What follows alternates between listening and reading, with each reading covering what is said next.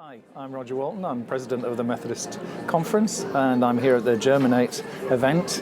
It's an exciting event for people who are working in rural ministry and mission, and there's a great buzz. You set the tone at the top in terms of some of the things for us to reflect upon before we heard practical examples of what people are doing. Just give us a flavour of that tone that you gave. Yeah, I'm talking about vocational discipleship, so how you discover what God is doing with you as you engage in your mission every day. So wherever you are, whatever you're doing, you're part of the church on mission, and in that place, kind of discovering what God's saying to you, what you need to share with the church, what you need to bring from the church community into that kind of setting in order for God's kingdom. You realise how important very small conjoining words are, because the difference between family and mission and family on mission is huge and really sums up a lot of what you were talking about. Yeah, that's right. I mean, I think what I really wanted to get across was the idea that we're in a sort of rhythm of discipleship where we gather and we reflect and we praise and we pray, and then we're dispersed into the church and we're on mission all the time, wherever we are. And in that kind of rhythm, which somebody said to me after my talk, it's a bit like a floral dance. You kind of come in, you go out, you come in, you go out. That's exactly it. I think that's exactly what we're about, because God's at work in both those contexts. God's speaking to us, God's calling us and prompting us and drawing us deeper into mission. So we just need to get into that rhythm. Do you think that's any more challenging in rural settings than it is in either urban or suburban settings? This is an interesting thing for me. When I was preparing, I was thinking, is this different in rural? I think the contexts, as somebody said with an S, are really very important. There are many different contexts within the rural setting. And they're different again from some of the urban and suburban places that we work. The important thing is to pick up the signs of what your community is about, where the needs are, where Jesus would be in that community, and joining with Jesus in that community to make a difference.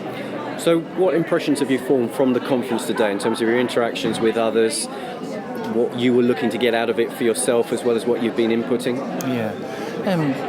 I think what I was interested in was the variety of stories that people told, and I think the variety in one sense reinforces the idea that there are many different ways of responding to many different contexts.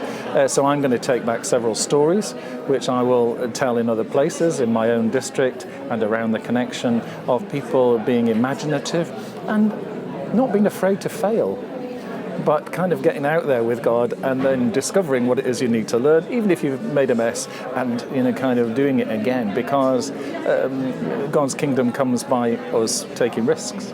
It's interesting, isn't it? Because culturally, generally, we can often say that we're in a risk-averse culture. So is there scope? That's a theme that I've heard quite a lot this morning.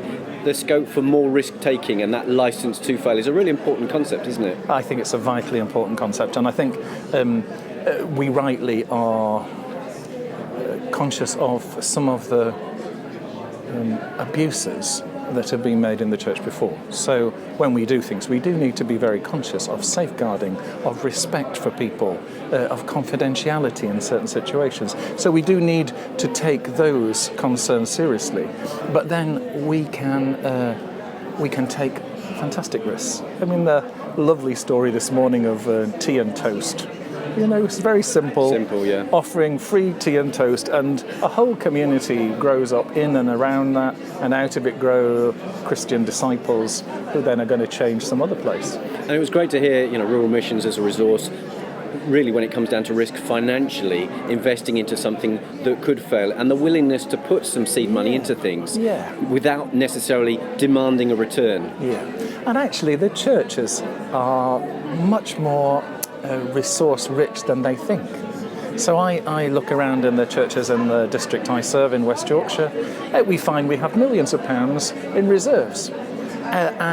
So we're gradually encouraging churches to say, we need to spend this, we need to invest in this. This is about the mission of God. This isn't about saving for a rainy day. This is about joining in with what God's doing.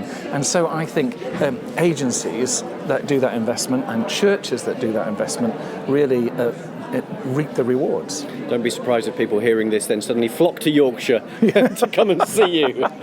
But it sounds encouraging, and I think one of the takeaways from what I've heard from others today is just what a positive, affirming, encouraging environment this is. Yes. Germinate by name, Germinate so. by nature. I think so. I mean, I think if you come here and you're new into the rural work, you'll get a buzz that there are people doing all sorts of exciting things. You get in touch with the resources, and the atmosphere of worship and prayer and sharing experience is the sort of thing that really enriches mission.